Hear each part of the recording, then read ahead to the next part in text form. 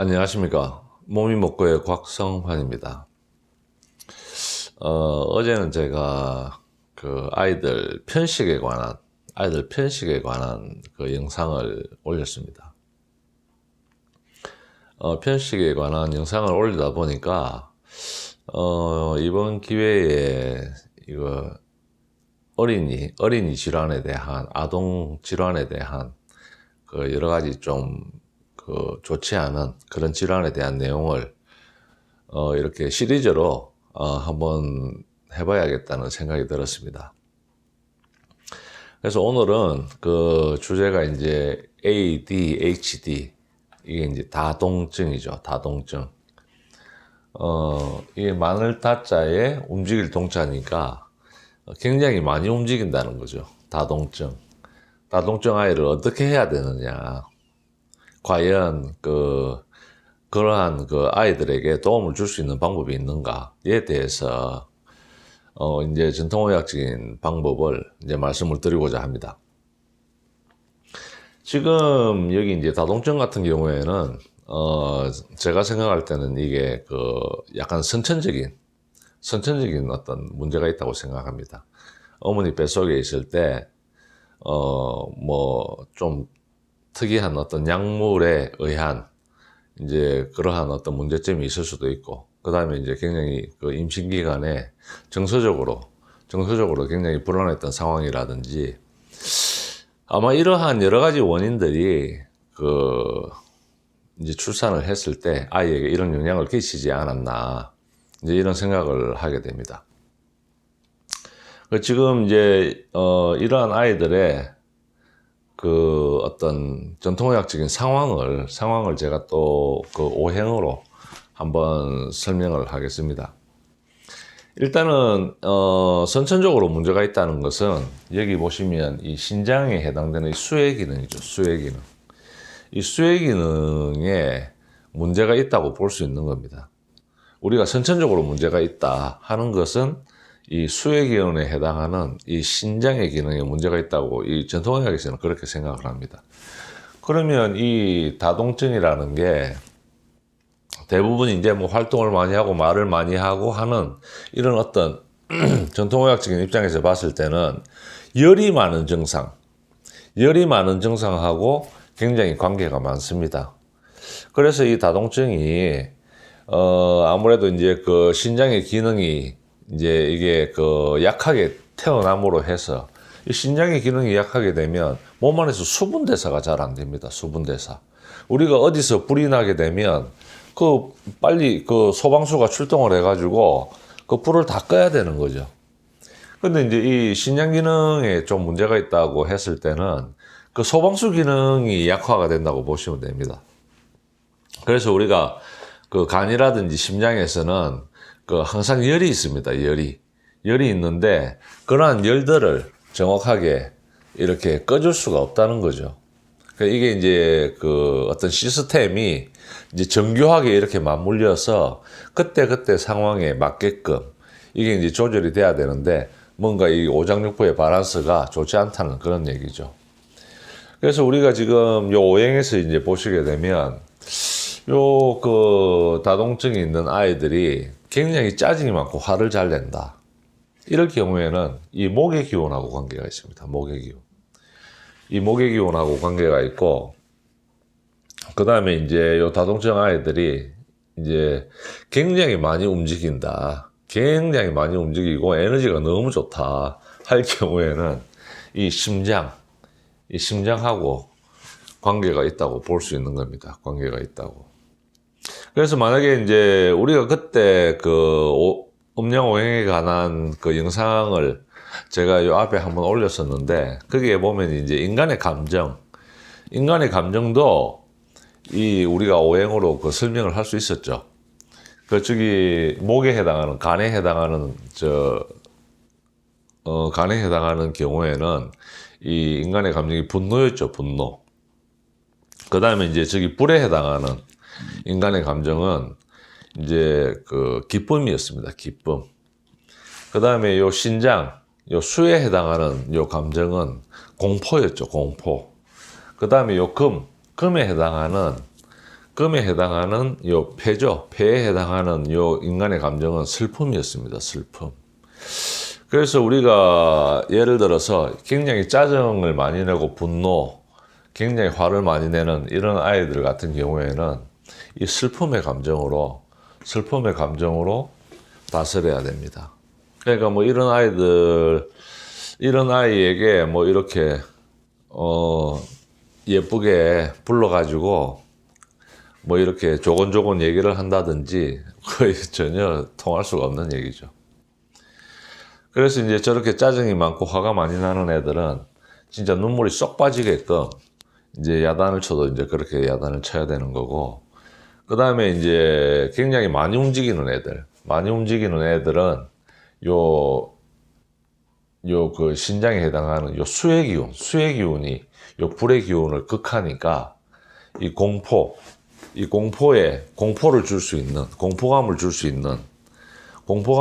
있는 이러한 어떤 방법으로 이제 그 지도를 하는 겁니다. 지도를 하게 되면 뭐 그 아이에게 우리가 일상적으로 봤을 때는 뭐 이렇게 뭐 몽둥이를 들고 공포 분위기를 조성을 했을 경우에 애들한테 이게 굉장히 나쁜 그게 영향을 주지 않을까 뭐 이런 생각을 하시는데, 그거는 전혀 그렇지가 않습니다. 그러한 어떤 분위기를 조성하는 것이 저 아이에게는 굉장히 약이 되는 겁니다. 그 다음에 저 분노가 많은 아이에게도 그런 어떤 눈물이 쏙 빠지게끔 하는 이러한 조치들이 저 아이에게는 굉장히 큰 도움이 되고 약이 되는 겁니다. 그래서 그때그때 상황에 따라서 교육을 좀 더 달리 해야 되는 겁니다.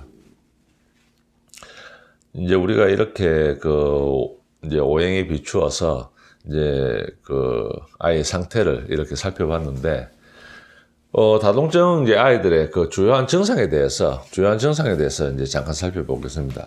뭐 주의력 장애가 있는 거죠. 뭐 집중을 잘 못합니다. 이 다동증이 있는 애들은.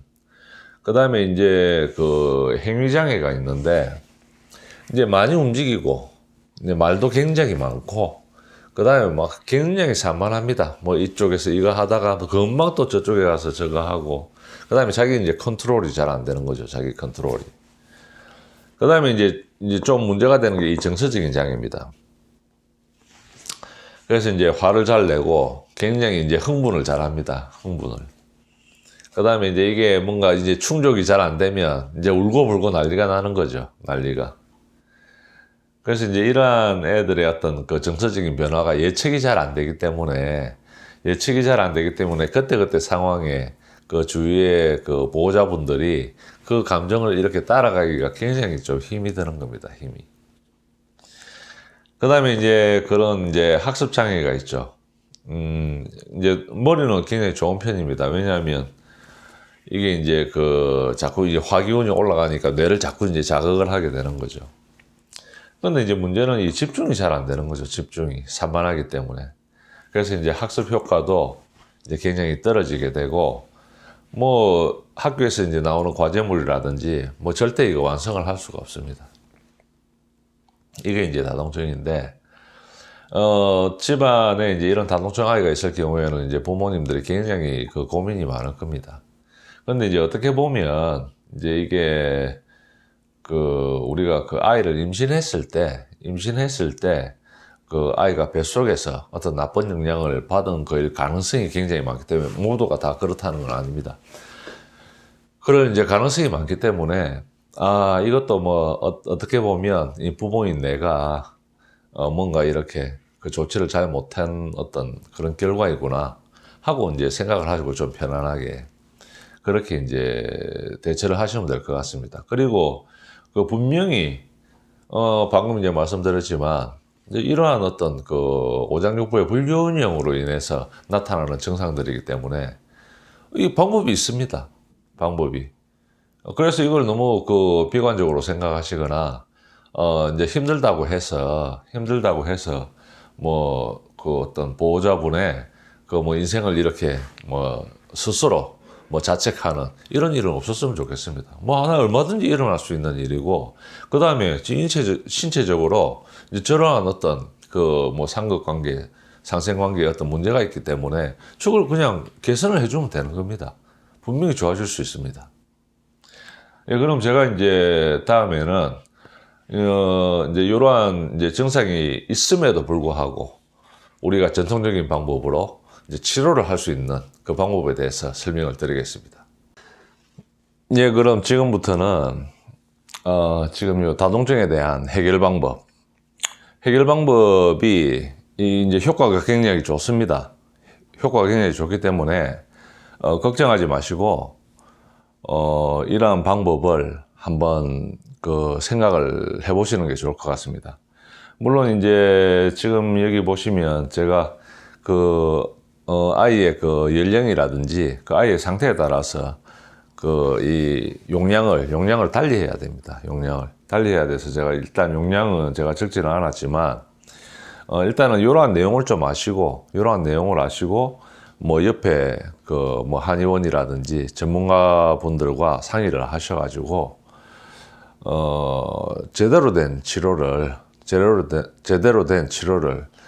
받고 아이들이 하루빨리 좋아졌으면 하는 바람입니다. 자, 그러면 처방에 대해서 제가 조금 말씀을 드리겠습니다. 여기 보시면 산조인이라고 있습니다. 산조인, 대추씨죠, 대추씨. 산조인이라고 있는데 요 산조인을 그 볶아서 사용을 하셔야 됩니다. 볶은 산조인입니다. 볶은 산조인. 그 볶는다는 말이 뭐죠? 이게 법제죠, 법제. 제가 그 앞 시간에도 한번 말씀을 드렸었는데 요 볶아서 요 대추씨를 볶아 가지고 그다음에 이제 가루를 냅니다. 가루를 내 가지고 사용을 하는 겁니다. 그다음에 여기 이제 복령은 이제 그 소나무에 이제 그 기생하는 그런 어떤 균주죠. 복령은 이제 하얀색입니다. 하얀색. 그다음에 이제 단삼, 제가 굉장히 좋아하는 거죠. 단삼, 합한피. 그다음에 여기 이제 용골이라고 하는 게 뭡니까? 용골은 동물의 뼈입니다. 동물의 뼈. 그다음에 모련은 조개의 껍질입니다. 조개의 껍질. 그래서 지금 이제 요런 약재들을 쓰게 되고, 그 다음에 시호라고 하는 요거 이제 간의 기능을 원활하게 해주는 시호. 그 다음에 치자는 이 간, 뭐 심장, 뭐 폐, 뭐 이런 데 있는 어떤 열들을 삭혀주는, 우리가 그 치자, 붉은색 그 치자나무 잘 아시지 않습니까? 그 열매입니다, 열매. 그 치자를 이제 쓸 수가 있고, 그 다음에는 이제 울금입니다, 울금. 그 다음에 여기 담남성이라고 있습니다. 담남성이라는 게 이게 이제 뭔가 하면 우리가 그 천남성이죠. 천남성을 이제 약재로 쓰게 되는데 이 천남성이라는 약재는 이제 독성이 굉장히 강합니다. 독성이 강하기 때문에 이거를 이제 돼지의 담즙에다가 담궈 가지고 법제를 합니다. 그래서 이제 그 독성을 없애는 거죠. 그 독성을. 이제 이러한 법제가 이제 굉장히 그 어떤 그 높은 수준의 이제 법제라고 볼 수 있는데, 어쨌든 이 천남성을 그러한 어떤 그 돼지의 그 담즙 안에 이렇게 담궈 가지고 법제를 하는 그게 이제 담남성입니다. 그래서 이름이 담남성. 그 다음에 이제 창포물에 이렇게 머리 감고, 뭐 그런 거 있죠. 그 다음에 이제 감초를 쓰게 되는데, 이 감초도 이 구운 감초를 씁니다. 구운 감초. 이게 이제 왜 그런가 하면, 이 감초는 이 기운을 좋게 하는, 몸의 기운을 좋게 하는 그런 이제 작용이 있습니다.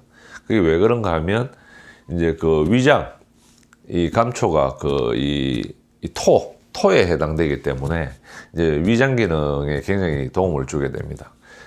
그러니까 우리가 어떻게 보면 에너지를 좀 발휘하려고 하면 이 위장 기능이 굉장히 좋아야 되는 거죠. 소화력이 있어야 사람이 활동력도 굉장히 강하고 여러 가지가 이제 좋아지게 되는 겁니다. 그래서 이제 이러한 우리가 그 약재들을 사용을 하는데, 이제 이러한 약재들이 어떤 작용을 해가지고 과연 이 다동증에 그런 좋은 작용을 하느냐는 거죠. 우리가 이제 그걸 한번 살펴보게 되면, 여기 보시면 이제 여기 그 대추씨죠. 대추씨하고 복령 같은 경우에는 이제 요 기를 강하게 해줍니다. 기를 강하게 하고, 그 다음에 요 비장 기능을 이제 활성화를 시켜주는 거죠. 요 이제 비장이라고 하는 게 방금도 제가 말씀드렸지만은 이제 위장, 비장 이런 데는 전부 다 흙의 기운에 해당되는 거죠. 흙의 기운에. 그래서 이게 이제 이런 식으로 보게 되면 요 앞 시간에도 제가 이렇게 밥 잘 안 먹는 애들 흙에서 놀게 해야 된다고 이렇게 말씀을 드렸는데, 이 다동증 애들도 마찬가지입니다. 이 흙에서 이렇게 놀게 되면 그 몸 안에 있는 열기가 다 빠집니다. 흙이 그런 어떤 중화력이 굉장히 강하기 때문에, 그래서 이제 이런 어떤 다동증이 있는 애들도 텃밭이라든지 뭐 이렇게 자연 속에서 흙을 밟으면서 이렇게 뭔가 여가를 즐기게 되면 몸에도 좋고 애들한테도 좋고, 그 다음에 뭐 애들 그런데 데리고 나가가지고 이제 보호자분들도 굉장히 이제 마음이 편해질 수 있는 거죠. 그래서 이제 그러한 어떤 원리를 이제 이런 우리가 약을 쓰는 데서도 이제 살펴볼 수가 있는 겁니다. 그 다음에 이제 요 붉은 단삼이나 이제 합판피가 아마 제가 알기로는 이게 자귀나무의 껍질이라고 제가 알고 있습니다. 요 합판피, 그 다음에 이제 요 동물의 뼈, 그 다음에 이제 요 조개 껍질. 요런 이제 원료들은 이 신경을 안정시킵니다. 신경을 안정시키는 작용이 굉장히 좋습니다. 물론 이제 모래 같은 경우에는 이제 땀이 많은 경우에 저쪽에도 이제 그런 내용이 이 가감을 할 때 이제 그런 내용을 이제 할 수가 있는데, 요 조개 껍질 같은 경우에는 이제 땀이 많을 경우에도 이제 쓸 수 있는 굉장히 좋은 약재라고 생각합니다. 그 다음에 여기 이제 붉은 단삼 같은 경우에는 이제 신경도 안정시키지만 이제 혈액을 잘 돌게 하는 활혈이죠. 혈액을 잘 돌게 하는 활혈 작용도 굉장히 뛰어난 이제 그런 약재라고 볼 수 있습니다. 그 다음에 이제 시호치자 같은 경우에는 이제 간의 기능을 원활하게 해준다고 했죠. 그래서 간에 뭉쳐있는 이제 엉어리를 풀어주는 겁니다. 풀고 이제 열을 이렇게 내려주는 거죠. 그 다음에 이제 여기 보시면 울금, 그 다음에 이제 담남성, 석창포 같은 경우에는 이게 이제 이것도 굉장히 이제 중요한 어떤 조합인데, 우리가 이런 식으로 애가 뭔가 이렇게 집중력이 떨어지고 이제 이런 경우를 이제 전통의학에서는 또 한편으로 이렇게 생각을 합니다. 몸 안에 이렇게 뭔가 신진대사가 잘 안 되게 되면 몸 안에 좋지 않은 습기들이 어딘가에 자꾸 모이게 됩니다. 그러니까 예를 들어서 이 머리 부분으로 올라왔던 나쁜 습기들이 뭐 이렇게 건강한 상태라면 정상적으로 또 밑으로 내려갔다가 이렇게 순환을 해야 되는 거죠, 순환을. 근데 이제 다동증 아이들 같은 경우에는 대부분이 이제 이러한 어떤 이제 우리는 나쁜 습기를 담이라고 이제 얘기를 하는데, 이 담이 이제 주로 이제 윗부분에 뭐 심장에도 뭐 있을 수 있고 머리 부분에도 있을 수 있고, 이게 이제 잘 내려가지 않는 겁니다. 그럼 이게 이제 안에서 쌓여서 이제 혈을 다 막게 되는 거죠. 혈을 막게 되니까 원활한 이제 그런 기혈 작용이 떨어지게 되는 겁니다. 원활한 이제 그런 기의 순환이 이제 떨어지게 되는 거죠. 그래서 이제 울금, 담남성, 석창포 같은 경우에는 이걸 이제 쓰게 되면 담을 없애주고 심장의 열을 내려주기 때문에, 담을 없애주면 어찌 됩니까? 막혔던 이제 기혈이 굉장히 돌면서 막혔던 데가 다 뚫립니다. 막혔던 데가. 이제 그런 작용을 하게 되는 겁니다. 그 다음에 이제 구운 감초 같은 경우에는 기운도 좋게 하고, 그 다음에 이제 지금 이제 쓰게 되는 여러 가지 이제 약재들이 이제 뭐 좀 소화 기능에도 문제가 될 수 있고, 좀 찬 약재들도 많고, 뭐 담남성 같은 경우에는 굉장히 차겠죠. 담즙 안에다가 이거를 넣어가지고 법제를 하니까. 그 다음에 치자 같은 경우에도 굉장히 찹니다, 성격이. 그러니까 이제 이러한 어떤 지금 이 약재들의 어떤 불합리한 그런 점들을 이제 요 구운 감초가 잡아주는 거죠. 그 다음에 요 감초를 이렇게 구워서 쓰게 되면 이 안신작용이 굉장히 좋아집니다. 신경이 안정됩니다. 신경이 안정되는 또 작용이 굉장히 강해지기도 합니다. 그래서 지금 요 다동증에 대한 처방은 지금 이렇게 나와 있는데 굉장히 훌륭한 처방이라고 생각을 합니다. 그 다음에 이제 저희가 여기 뭐 다동증 증상이 있으면서 또 다른 증상이 또 있을 수 있기 때문에 이제 그거에 대해서 조금 한번 살펴보겠습니다. 굉장히 이제 애가 그 땀이 많다. 땀이 많을 경우에는 여기는 지금 이제 모료를 썼기 때문에 뭐 저기서는 더 이상 그걸 하지는 않지만은 땀이 굉장히 많을 경우에는 이제 환기, 백출, 방풍 이런 약재들을 이제 첨가를 더 해주는 겁니다. 첨가를. 그 뭐 환기 같은 경우에는 우리가 그 뭐 닭백숙을 할 때도 이제 환기를 넣고 많이 하죠. 이제 그런 어떤 아주 그 많이 쓰는 기운을 도와주는 이제 그런 약재라고 볼 수 있습니다. 그 다음에 이제 도한이 있을 때, 도한은 이제 뭔가 하면 밤에 자면서 이렇게 땀을 흘리는 경우입니다. 자면서.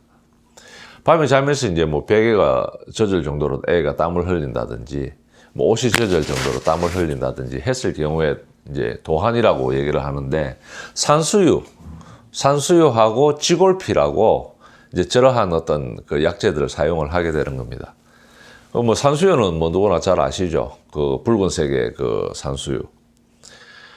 그 다음에 이제 속에 이렇게 열이 많은 경우에 이제 이걸 어떻게 알 수 있나요? 속이 많은지 어떻게 알 수 있어요? 하면 이제 혀를 보시면 알 수 있습니다. 혀를 보면. 보통 이렇게 다동증이 있는 애들은 혀끝이 굉장히 붉습니다. 혀끝이 굉장히 붉고, 그 다음에 혓바늘이라든지 혀에 이렇게 뭐 염증이 잘 생기고, 이제 심할 경우에는 이제 구취가 나게 되는 거죠. 구취가. 그 이런 애들은 이제 속에 열이 있기 때문에 황련이라든지 황금이라든지 이제 요런 그 전통 약재들을 이제 첨가를 더 해주는 겁니다.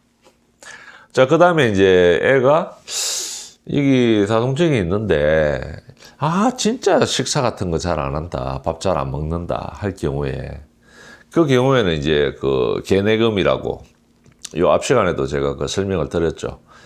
그 닭의 모이 주머니에 그 노란색 부분이 이렇게 칠해져 있는 그 부분을 개내금이라고 한다고 했습니다. 이게 이제 소화에 굉장히 이제 큰 도움을 주는 그런 약재입니다. 그러니까 우리 이 전통의학은 그 전부 다 이 어떤 자연에서 왔습니다.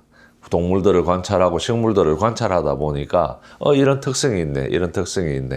이런 것들이 엄청난 역사를 통해서, 시간을 통해서 정리가 되고 집약이 되고 또 경험이 더해져 가지고 이게 하나의 처방으로 내려왔기 때문에 이게 인간의 몸에는 어찌 보면 제일 이렇게 특화가 되어 있는 거죠. 왜냐하면 뭐 실험할 그 몇천 년 동안 다 했잖아요. 그 다음에 전부 다 자연에서 온 거잖아요. 그러니까 이게 이제 굉장히 안전하기도 하고, 이제 굉장히 인체에도 이제 큰 도움을 줄 수 있는 이제 이런 어떤 내용이라고 볼 수 있습니다. 그 다음에 이제 좀 이제 다동증이 있으면서 애가 이제 좀 지력이 떨어지는 것 같아. 근데 다동증이 있는 애들은 대부분 좀 이게 지능이 좀 높습니다. 왜 그런가 하면 이제 자꾸 이제 열이 나기 때문에 뇌를 자꾸 자극을 하거든요. 뇌를 자꾸 자극을 하기 때문에 머리가 잘 돌아갑니다. 잘 돌아가는데 이게 이제 너무 지나치다는 거죠. 지나쳐. 이제 그래서 이제 좀 드물긴 하지만 요 지력이 좀 떨어지는 애도 있기는 있습니다. 그런 애들 같은 경우에는 익지인이라고 하는 그런 이제 약재를 사용합니다. 그 다음에 이제 원지라고 하는 이런 약재들을 사용해 가지고 이제 그런 우리가 그런 어떤 지력에 도움을 줄 수 있는 겁니다.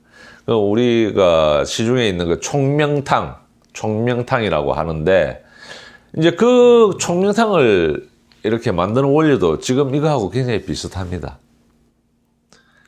그러니까 애가 뭐 이렇게 주의력 산만하고 뭐 성적이 잘 안 오르고 뭐 그게 이제 뭐 애가 똑똑하지 못해서 그런 게 아닙니다. 애 몸 상태가 막 열이 이제 계속 이렇게 오르기 때문에 주의가 산만하고 집중력이 떨어지는 겁니다.